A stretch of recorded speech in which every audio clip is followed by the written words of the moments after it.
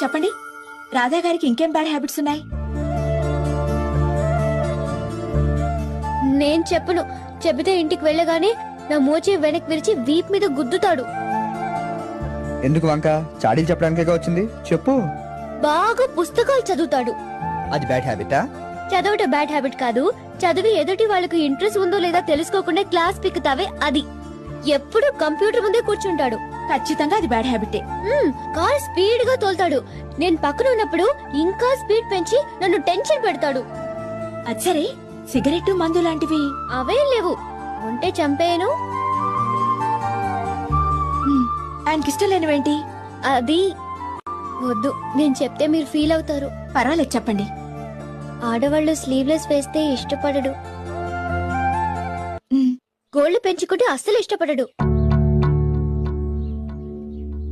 ఆయనకిష్టమైనవేంటి?